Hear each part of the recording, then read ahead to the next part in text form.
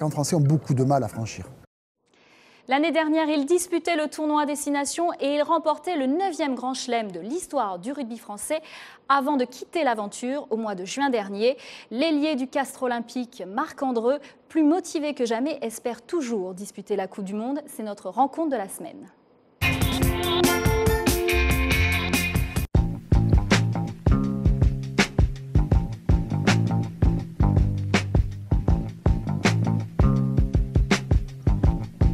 Marc Andreu, bonjour, merci de nous accueillir dans le vestiaire du Castres olympique, votre club. Le déclic a eu lieu à Brive, qu'est-ce qui s'est passé? Ça fait quelques mois, même je dirais plus d'1 an qu'on n'avait pas gagné à l'extérieur et que là, du coup, voilà, on renoue un peu avec cette victoire à l'extérieur.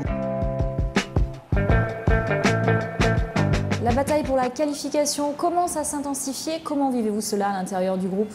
Au sein de notre équipe, on a quand même un petit peu de pression, hein, on va pas se mentir. Les coachs nous la mettent aussi et puis ça fait du bien de la ressentir, ça peut nous faire progresser puisqu'il va nous falloir quelques points pour espérer cette qualification.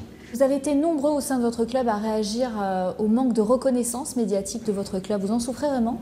C'est vrai que nous, les joueurs, ça nous passe un peu au-dessus. C'est vrai que d'un autre côté, quand on voit certains médias qui ne parlent pas du tout du Castres olympique qui peut se qualifier, d'un autre côté, on se dit, écoute, on va tout faire pour les faire mentir, et puis voilà.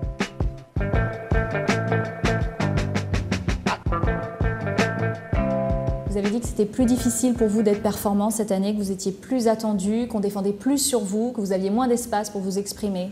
C'est vrai qu'on le ressent un peu plus parce que quand on voit le visage des adversaires, on sent qu'il y a de la peur, mais qu'ils savent qu'on peut les surprendre. Donc du coup, ils sont 2 fois plus attentifs. Et donc pour l'adversaire, ou pour moi un peu sur cette question, c'est beaucoup plus dur de passer. Vous vous êtes engagé pour 2 saisons à Castres. Qu'est-ce qui vous a convaincu de prolonger l'aventure? Humainement, j'avais envie de remercier en re-signant un peu avec eux, et surtout parce qu'après, y a un bon groupe à Castres, des coachs sympas, puis je m'y plais bien, donc je vois pas pourquoi je partirais pour partir. Vous avez eu votre première sélection en équipe de France l'an passé. Cette année, vous ne faites plus partie du groupe France. Comment vous vivez cette situation? J'ai pas fait d'énormes matchs. J'ai été un joueur. J'ai fait mon boulot, mais j'ai pas été super bon non plus. Donc après, pour être en équipe de France, il faut être quand même les meilleurs de France, de toute façon. Est-ce que vous espérez toujours disputer la Coupe du Monde? Si je suis pas bon, j'irai pas. Si je suis bon, voilà, je pourrais postuler. Du coup, je sais ce qu'il me reste à faire, être performant sur les terrains du top 14 et après, on verra bien. Mais il faut être bon pour ça. Eh bien, on vous souhaite bonne chance pour la suite maintenant et on vous remercie. Merci à vous.